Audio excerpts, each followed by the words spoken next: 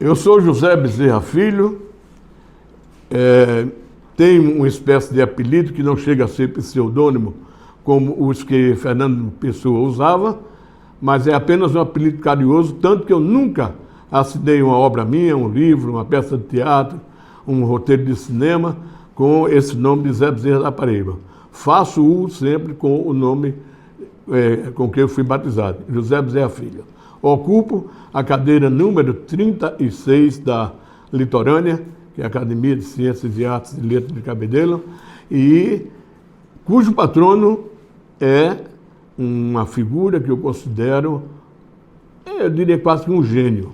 Eu não sei bem qual é a hora certa de chamar a pessoa de gênio, mas ele era realmente um cara genial. Paulo Pontes. Eu vou dividir meu depoimento em duas partes. Primeiro eu vou falar em mim, depois eu vou falar em Paulo Pontes. Eu, José Bezerra Filho, nascido na rua Feliciano Dourado, na Torre, numa casa de palha de chão de barro batido, no colchão daquele de capim que furava que só, não dá para você imaginar como é, nem existe mais, eu acho. E meu pai era motorneiro de bonde e ganhava metade do salário mínimo. Reclamava muito do governo do Estado, que naquela época era o interventor Rui Carneiro, porque este não obedecia à determinação do presidente da República, o Getúlio Vargas, que era o ditador da época, e que em 1940 criou o salário mínimo. O governo da Paraíba só pagava metade do salário mínimo. Foi com esse dinheiro que ele criou toda a família. Então, nasci e me criei no bairro da Torre, infância de criança pobre, caçando passarinho, chupando manga escanchado nas mangueiras, e tendo como opção de lazer o Cine Metrópole aos domingos, principalmente aos domingos, acompanhado dos seriados da República. E essa obrigação, vamos dizer assim, essa ausência de opção de lazer me levava constantemente ao Cine Metrópole, o que me causou desde muito cedo uma identidade muito grande com a sétima arte. Em psicologia a gente chama isso de relação precoce do objeto, porque essa relação precoce do objeto é aquela brincadeira que quando a gente é menina, por exemplo, a gente brinca com pedrinhas do rio, chamando-as de bois, e sempre que esses bois mugem como bois de verdade. E a gente também brincava de Camone Boy. O que era Camone Boy? Camone Boy era a brincadeira que hoje a gente chamava de rendido também, mas também chamava Camone Boy. Por que Camone Boy? Porque a gente via na tela do Cinema Metrópole os artistas da época, Roy Rocha, Bob Stelly, Buck Jones. Buck Jones já é antes de mim. Eu já não alcancei os filmes de Buck Jones, mas de Roy Rocha para mim era o principal artista de cowboy, porque ele era mais cantor do que propriamente pistoleiro, assim, vingador, caçador de bandido. Todos os outros eram bons, a gente gostava muito, e essas figuras, quando eles rendiam o bandido, assim, no filme, eles diziam, hand up, aí mãos ao alto, né? O bandido dá a mão para o alto, e eles diziam, came here, boy, vem para cá, menino, came here, boy. E a gente entendia Camone Boy. E Camone Boy ficou sendo, então, essa brincadeira de bandido e artista, que a quem a gente recorria muito, e a gente sentia que, na verdade, a gente era artista de cinema. É tanto que quando a gente assistia aos filmes, às matinês do Cine Metrópole aos domingos, e eu saía do cinema para tomar uma raspadinha na barraca de Mané da Garapa, que ficava ali onde hoje é o Requinte Recepções, ali em frente à Energisa, e o Cinema Metrópole ficava naquele prédio onde hoje tem aqueles pet shops, um bocado de umas oficinas, umas coisas, do outro lado da rua, e eu saía do Metrópole e ia tomar raspadinha na barraca de Mané da Garapa, certinho de que ao meu lado iam todos os artistas de cowboy. Todos Roy Rocha, Bob Stelly, Kemanade, Otto Gibson, Randolph Scott, Duran Kid, Billy Elliot, esse pessoal todo estava comigo. Isso como eu digo, na relação precoce do objeto, fazia com que eu me identificasse com eles, e desde muito cedo, se eu tinha 6, 7 anos de idade, eu me identifiquei com o cinema através desses, e somente 60 anos depois, ou 70 anos talvez depois, agora, foi que eu fiz uma música, fiz um poema, e musiquei e gravei essa música num dos 11 CDs autorais que eu já fiz, que eu já gravei. Essa música aparece, e é muito interessante essa música. Ela diz o seguinte, é para mim como é interessante. Eu falando dos artistas de cowboy, falando do Cine Metrópole, cujo proprietário era Seu Serafim, Zé da Ema era o cara que fazia a projeção, e Mané da Garapa era quem vendia as aspadinhas na frente do Cinema Metrópole. A música diz: onde estarão meus heróis Durango, Kid Bilé, Liotte, Genial, Tri, Roy, Roger, Bob Snell, Randolph Scott? Onde estarão Tim Holt, João Max de Brau e Rock Lane, Kemanardi, Opalone, Cassido, William Boy?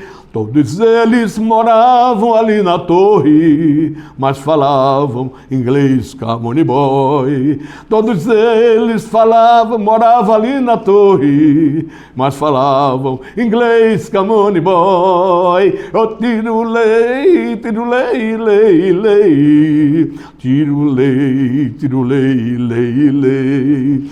Tiro lei, lei. Oh, tiro lei, lei, lei. Ao domingo eles tomavam raspadinha e eu também. Na barraca de Mané da Garapa e eu também. Zé da Ema iniciava a projeção e Seu Serafim conferia o apurado que era bom, ainda é assim.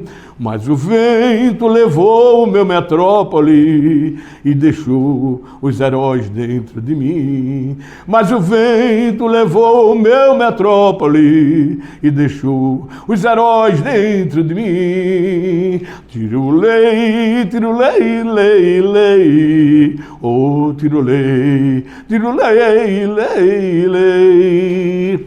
Muito bem.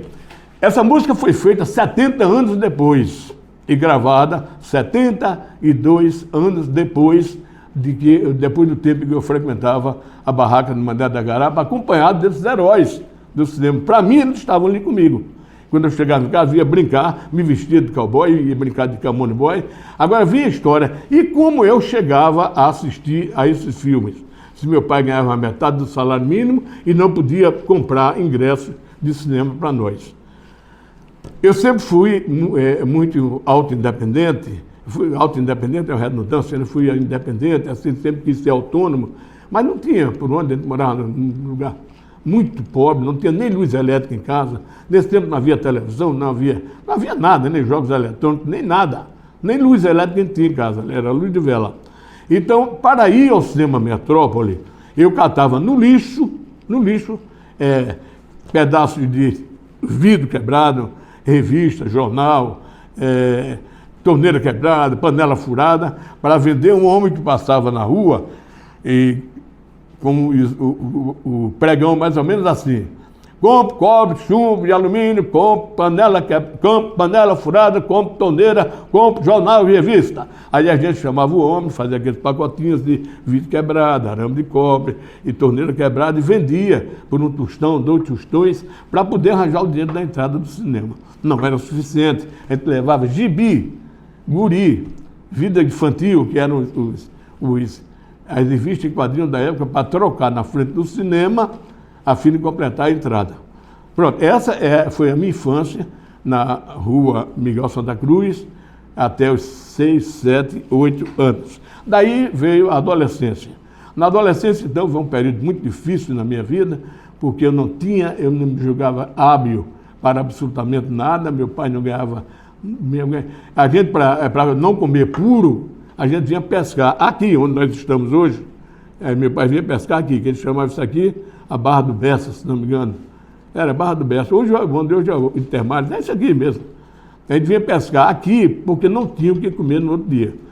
Aí ele não podia comprar carne, esse negócio todo, a gente vinha pescar e minha mãe salgava os peixes, botava em cima do telhado e a gente passava o dia todinho vigiando os peixes dos gatos, armado de baladeira, atirando de baladeira nos gatos e achava uma beleza quando batia no olho do gato e cegava o gato, era uma beleza, era uma coisa maravilhosa.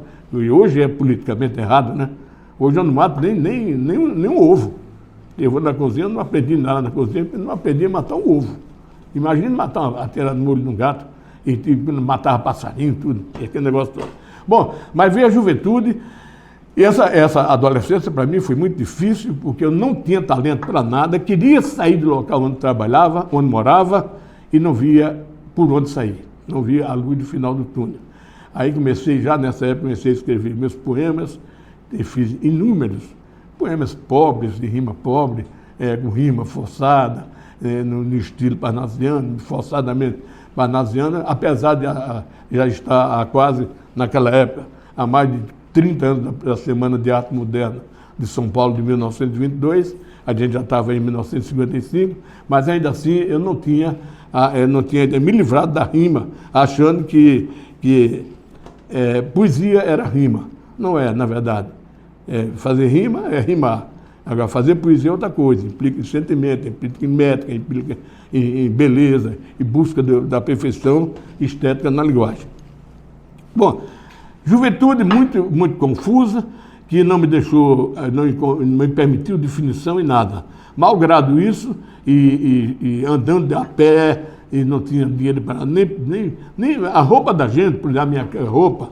Eu comecei a estudar na Aliança Francesa, veja bem, aos 16 anos, forçando a barra, vendendo miudeza na feira, um tabuleiro pelas ruas, vendendo miudeza. Eu me lembro que meu pregão era interessante. Tem um amigo, meu amigo Otávio Lessa, ele acha muito engraçado quando eu falo isso, e eu saía com um tabuleiro na rua e gritando, como é? Escolha barato, pente fino e agulha longa, friso, pasta, sabonete e saboneteira. Aí o povo pobre lá do bairro chamava e comprava um pente, comprava uma garrafa, comprava uma caixa de friso, comprava uma besteirinha, um sabonete. E com esse dinheirinho eu fui estudar na Aliança Francesa. Muito cedo eu já estava bem, mais ou menos adiantado na Aliança Francesa, e talvez a Aliança estava se instalando recentemente aqui na capital e tinha interesse de criar de conquistar alunos. Aí eu ganhei, na verdade eu ganhei lá por mérito, porque realmente eu estudava muito, eu ganhei por mérito uma passagem para Paris, passagem de ida e volta a Paris, quando eu tinha 16 anos.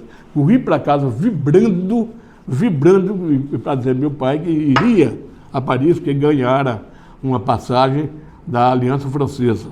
E quando eu disse para meu pai, coitado, que era analfamãe de pai beta, né? Eu costumo fazer esse trocadilho. Ele e minha mãe, coitado, tinha muito interesse em educar a gente, mas não tinha noção de nada, né? E ele disse para mim, olhou para mim e disse, mas meu filho, onde é que fica isso? Mas papai, Paris é a cidade luz, é a capital do mundo. Sim, mas você vai para lá falando essa língua enrolada que ninguém entende aqui. Ele, pai, isso é a língua de lá lá todo mundo entende. E isso criou para mim, eu quase que o chamava de imbecil nesse tempo. E ele entendeu que eu chamei de imbecil. Eu digo, isso é uma imbecilidade muito grande se eu perguntar um negócio desse. Mas depois isso me criou um trauma tão grande que me levou quase a uma depressão por ter falado com meu pai daquele modo. Ele falou aquilo, coitado, ele não tinha noção de nada. Perguntar se o pessoal ia entender francês na França, nem mais, né? Mas, coitado, era inocente demais, né? Então, lá vou eu, embora. Nessa época, eu comecei a saber que meu mundo era um mundo artístico. Porém, ninguém faz graça com a barriga vazia. Ninguém faz filosofia com a barriga vazia. Eu precisava de ganhar dinheiro, porque meu pai era pobre e continuava na miséria absoluta mesmo. Ele só não morava numa favela, porque naquele tempo não havia aglomerados urbanos com essa denominação aqui na capital. Mas era muito pior, era uma casa de palha, cheia de goteira. Inclusive, tem um detalhe, isso tudo, minha gente, deixa eu abrir um parênteses aqui. Tudo isso está narrado nos meus 7 romances publicados. 7 romances publicados, está narrado lá, toda essa história que eu estou contando aqui. Meu pai, quando saía de casa, as casas eram compostas, na torre pelo menos, de mocambos. Mocambos eram casas de taipa cobertas com palha de coqueiro. Essa palha secava. E os beirais das casas, que era casa tipo chalé, eram assim, tipo chapéu assim do jeito que eu estou fazendo com as mãos, e essa palha daqui encostava na outra palha daqui. De modo que quando pegava fogo na primeira casa da rua, em 1 hora antes do bombeiro chegar, a rua toda já tinha sido destruída. Então, quando a gente saía de casa, para a mesma altura.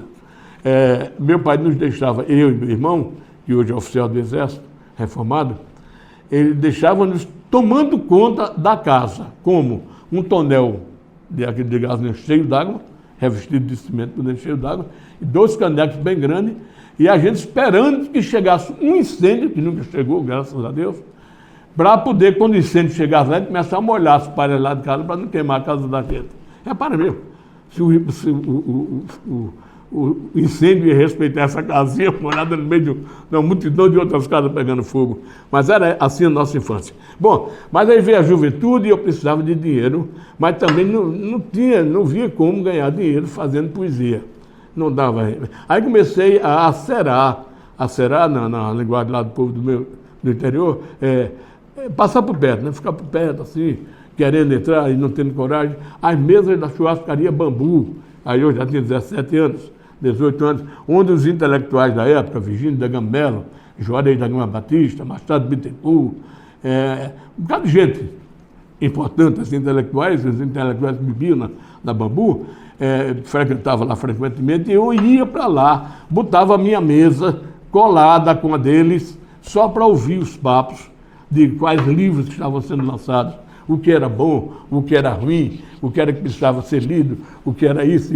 E a filosofia, estudando, eu ficava anotando por fora para ir em casa e procurar na livraria, estudar na biblioteca, tudo, para poder me entrosar. Até que um dia, Vanildo de Brito era meu professor de filosofia no liceu, e ele estava lá numa mesa, tudo, e eu querendo me aproximar daquele povo, e ele não me dava chance, e eu fui entrando, e disse, doutor Vanildo, professor Vanildo, posso botar a minha cadeira aqui junto do senhor? Ele olhou para mim e disse um negócio triste. Ele olhou para mim e disse, menino, tu és muito verde ainda, e em casa e festa de pombo, o urubu não entra. Eita, aquilo me arrasou mesmo, né? Eu digo, rapaz, então eu tenho que arranjar outro caminho. Foi quando eu comecei, então, a decidir a estudar para o Banco do Brasil. Eu vi que era o único... Como artista, eu não sabia se era poeta. Eu não era nada, na verdade, nunca tinha feito nada. Mas, nesse ínter, eu já tinha composto a minha primeira música, que é Receita Romântica. É uma música que eu também gravei 70 anos depois. Receita Romântica. Então eu já achava que tinha um talentozinho para música, mas falei com meu pai para comprar um violão, ele disse que não, porque violão era negócio de malandro. Que na opinião dele, ser músico era ser o que Nel, uma colega de repartição dele, que era Energisa, hoje é Energisa, né? Naquele tempo era Departamento de Serviços Elétricos da capital, e depois foi repartição de Serviços Elétricos da Paraíba, depois foi... Teve outro nome antes de Energisa, que era Soteca, não, como era o nome? Nem me lembro. Teve outro nome. Antes de Energisa tinha outro nome. Mas então ele disse que ele pensava que música era aquilo. Ele tocar nos bares e amanhecer bêbado nas sarjetas no outro dia, na calçada dele, achava que ser música era aquilo. Então eu queria estudar música, mas eu queria estudar a nível universitário, como meu filho hoje, graças a Deus, é um violinista, toca violino, é doutor, um pós-doutorado em música pela Universidade da Paraíba, mas com mestrado e doutorado nos Estados Unidos, na Itália, toca mais no exterior do que aqui, tudo um cara de nome internacional, cuja chuteira eu não consigo amarrar o cadastro, de cuja chuteira eu não consigo amarrar o cadastro. Ele tem muito talento e é uma grande figura humana, né? Meu filho Rúquia Bezerra. Então o que acontece? Eu queria estudar música, mas não havia orquestra sinfônica, ou se havia, eu não sabia nem onde era, não tinha acesso. Comecei a frequentar o Teatro Santa Rosa para ver os ensaios. Tentei entrar no Jogral, que era um grupo que recitava poesias, mas a voz ainda estava indefinida, aquele negócio que eu começava falando grosso, daqui a pouco estava desafinando, falando fino, tudo, não tinha talento para ser ator, né? de teatro. Então, fui eliminando as coisas que eu não podia fazer. Mas Antônio Serafim Rego Filho montou uma peça, um Novo Otelo, e me deu a primeira oportunidade na vida de subir no palco de teatro. Eu subi fazendo o papel de Otelo, que é um personagem shakespeariano, e fui bastante elogiado por Hinaldo Mendonça Lacerda, Hinaldo Lacerda de Lima, parece, que era o jornalista da época aqui, que me botou lá em cima. Mas aí eu entrei nessa peça, dei um espetáculo no Teatro Santa Rosa e passei no concurso do Banco do Brasil e fui embora para Pombal. Aí eu virei outro homem. Porque quando eu cheguei lá, o Banco do Brasil, à época, era o melhor emprego do país, disparadamente o melhor emprego, não tinha concorrente. O concorrente era aproximado, era o fiscal de consumo. E o que acontece? Eu entrei lá e me virei outro homem. Então, com poucos meses de Banco do Brasil, eu já escrevi um romance inteiro. E aí eu tinha dinheiro para mandar para meu pai, sobrava dinheiro para tudo, para as farras, tudo. Eu não tinha mais esse problema de dinheiro, sabe? E frequentava os melhores ambientes, tudo, e tinha espaço até para escrever um romance. Escrevi, mandei para a Secretaria de Educação do Estado da Guanabara. Esse romance aqui foi publicado em 1970, o romance Fogo, tá? Não sei se está bem enquadrado aí, deve estar, né? Bem enquadrado, ok. Bom, então esse romance Fogo, quem está na capa é meu amigo Valdemar José Solha, que é uma grande figura humana, que sem ele eu não teria praticamente saído do zero em que a gente estava intelectualmente em Pombal naquela época, 1963. Eu conheci esse rapaz aqui, que é um gêniozinho, e mandei o romance para a Guanabara, foi premiado, e pouco tempo depois eu recebo uma carta de um rapaz chamado Aurélio Buarque de Holanda, com timbre da Academia Brasileira de Letras, dizendo o seguinte, eu vou dizer um texto da carta, porque ela foi muito divulgada e eu decorei. Ele dizia: prezado senhor José Bezerra Filho, tive a honra de tomar parte na comissão julgadora que premiou o seu romance Fogo e de haver contribuído decisivamente para esse resultado. Fiquei impressionado com a segurança do tratamento da matéria romanesca e, sobretudo, com o grau de violência que passa pelo seu romance. Como estou preparando um dicionário que pretende enquadrar lexicograficamente todas as regiões do país, e como seu romance apresenta inúmeros termos ainda não dicionarizados, o que me leva a crer ser Vossa Senhoria, eu, um profundo conhecedor do linguajar do povo da Paraíba, eu convido, preste bem atenção, convido-o a participar da elaboração deste dicionário na parte concernente ao linguajar do povo da Paraíba. Não dá para imaginar a alegria e a repercussão que isso teve. A alegria de, enfim, eu estava com 20 e poucos anos, recebi uma carta dessa de Aurélio Buarque de Holanda. Trabalhei com ele cerca de 1 ano e meio, na Praia do Botafogo, número 48, apartamento 66, se não me engano, mas não importa isso. E hoje, uma das grandes vitórias da minha juventude foi ter conseguido escrever esse romance, e esse romance ser premiado, e ele ter me pedido para prefaciar o romance. E esse prefácio, ele termina com a seguinte frase: muito se poderia dizer desse admirável aedo paraibano, no fim de cuja obra há um sopro de tragédia muito forte, mas o leitor verá por si mesmo. Verá comigo esta verdade incontestável. A trinca ilustre de Joséis do romance paraibano, isso é acraseado, a trinca ilustre de José do romance paraibano, José Lins do Rego, José Américo de Almeida, José Vieira, pode se acrescentar, sem medo de errar, um novo José. José Bezerra Filho, o romancista de Fogo. Pronto. A partir daí, então, eu comecei a me acreditar escritor. Eu digo, bom, eu sou escritor. Mas eu era escritor de uma obra só. E daí? Teria eu talento para repetir o sucesso? Não sei. Não sei, aí ficou a dúvida. Só que eu já escrevera o romance em forma praticamente de roteiro. E idealizei fazer um filme baseado no romance. Para tanto, montamos uma empresa de cinema chamada Cactus Produções Cinematográficas Limitada para fazer o filme. Contamos com o apoio do povo de Pombal, contamos com o apoio de... Vendemos tudo que tínhamos, tudo que não tínhamos, tudo que os amigos tinham, tudo que os amigos não tinham. Ficamos como se diz, raspamos o fundo do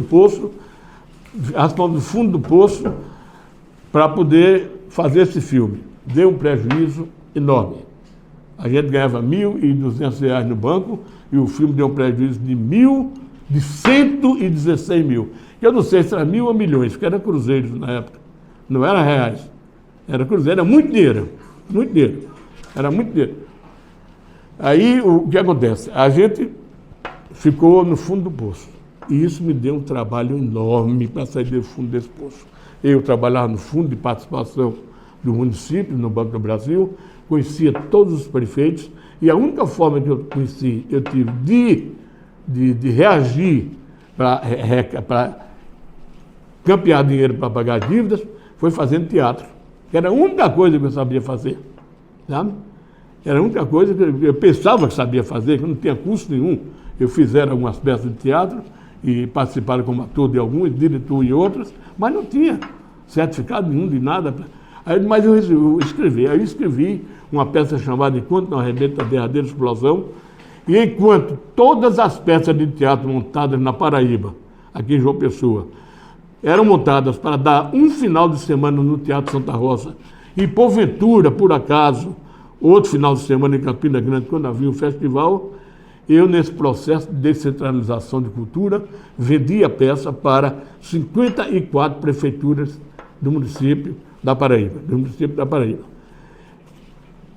Com esse trabalho, eu comecei o sistema de teatro semi-profissional, porque os atores que eram acostumados a dar 2 espetáculos, passaram a dar 54 espetáculos, naturalmente precisavam de alguma remuneração.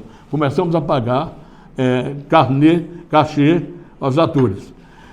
Fiz o contrato com o Mobral para a educação através do teatro, rodamos o Brasil todo com uma peça de teatro, outra peça de teatro, montamos 6 ou 8 peças de teatro, arranjamos dinheiro, pagamos o prejuízo do filme todinho.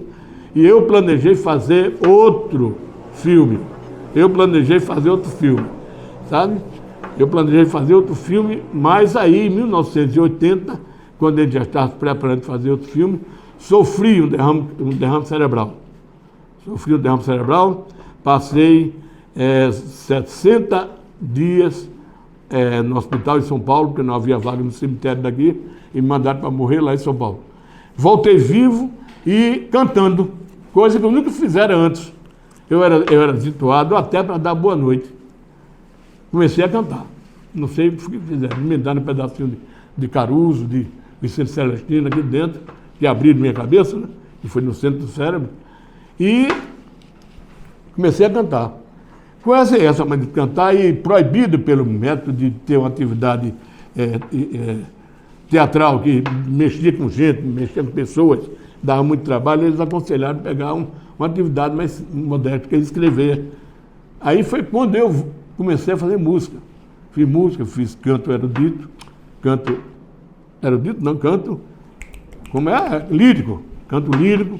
curso de canto lírico, comecei a estudar música, tudo, foi o tempo que meu filho foi se formando, nós montamos vários shows, Show da Terra, Setembro Primavera, Setembro Primavera número 2, Noite de Astros, vários shows aqui, com muito sucesso, e principalmente o show de canhoto, com que nós corremos praticamente todo o Brasil, e nos apresentamos, inclusive, no Memorial da América do Sul.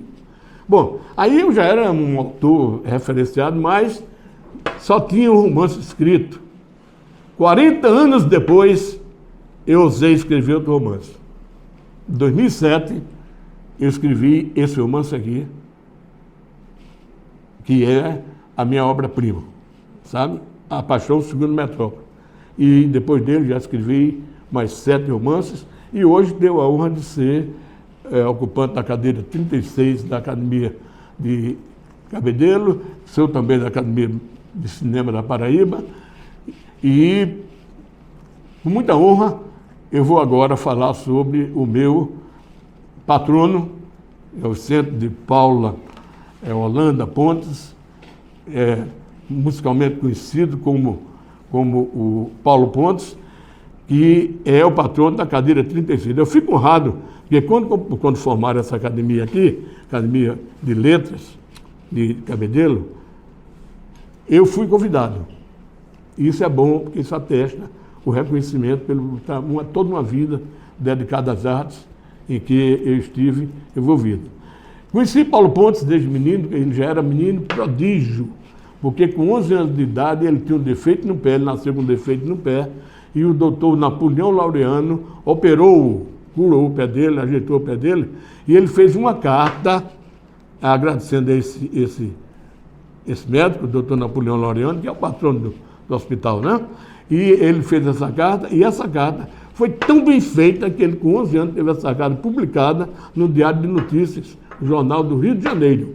E essa carta foi divulgada em todas as televisões, de rádio, foi muito falada, e muito cedo ele começou a ser aquele cara com muito talento mesmo. E eu confesso que eu o invejava. Como eu invejava nele, quer dizer, era aquela voz de garrote que ele tinha e aquela cabeça incrível para criar, para raciocinar, para debater, de uma facilidade maior do mundo.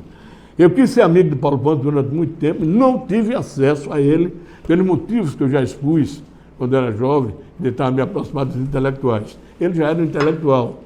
Ele muito cedo começou a carreira artística como jornalista, como radialista na Rádio Tabajara, e depois criou um programa Rodízio, que eu era um fã eu acho que foi um programa civil de modelo para o convite que Vianinha fez a ele para ir para o Rio de Janeiro por conta desse programa, para repetir esse programa na televisão. E talvez desse programa gerou-se o que hoje é a família, a grande família da Rede Globo. Não tem um programa desse? A grande família, uma coisa assim? Esse programa, antes, era feito por Paulo Pontes, logo no início. Pronto. Aí Paulo Pontes ganhou também um prêmio em Campina Grande, quando botou Campina, dos 2 instrumentos patrocinados pela Varig. Mas o maior feito de Paulo Pontes foi em 64, quando eclodiu a revolução daquele movimento das Ligas Camponesas, em Sapé. Ele foi para lá com Vladimir de Carvalho, que já trabalhava em jornal, já era diretor artístico da Rádio Tabajara.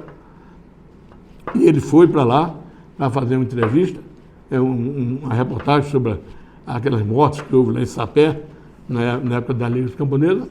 E em determinado momento, em Mari, ele subiu no caixote no meio da feira e fez um discurso, mas discurso para derrubar a torre de igreja, sabe? Aí, pronto, a partir daí, então, esse cara virou um gênio mesmo, todo mundo louvava esse cara. Eu era doido para ter um contato com ele. Uma vez, o primeiro contato que eu tive com ele foi quando terminou o espetáculo A Beata Maria do Egito, no Teatro Santa Rosa, e eu tinha que escrever um conto e levei para ele ler. Ele falou, eu vi a opinião dele. Ele ia saindo no camarim e eu disse, Paulo, por favor, eu queria que você lesse esse conto aqui. O que é isso? Ele disse, não é um conto que eu escrevi. Bota aí que depois eu leio. Aí saiu. Foi embora. Ele disse, eu não boto não, porque aí é humilhação. Eu saí chorando do teatro. Ele, 17, 18 anos, doido para... Aí fiquei, inclusive, com raiva dele. Né? Essa raiva acabou-se 10 anos, 15 anos depois, já foi 68, 67, 68, quando ele voltou do Rio aqui, 67, e montou Paraíba, que foi o maior sucesso do teatro paraibano, ao lado de Modéstia à Parte, O Mundo Louco do poeta Zé Limeira, e de a peça de Guimarães Rosas, que o menino montou aí também. Foram os 3 grandes sucessos do teatro paraibano.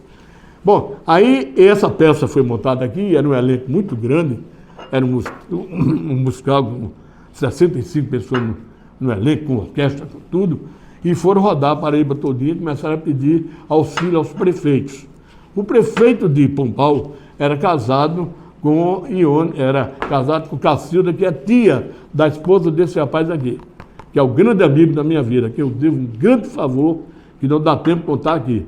Se sobrasse tempo, eu contaria um grande favor que ele me fez e que ninguém consegue fazer. É o grande amigo que eu tenho na vida, esse rapaz aqui. Então o prefeito de lá era casado com a tia da mulher dele, e nós já tínhamos feito um movimento teatral muito grande em Pombal, tínhamos feito um festival de teatro, festival de música, um bocado de coisa lá, tudo. Aí nós nos juntamos todos para receber o Paraíba com toda a honra, fosse possível. E o fizemos.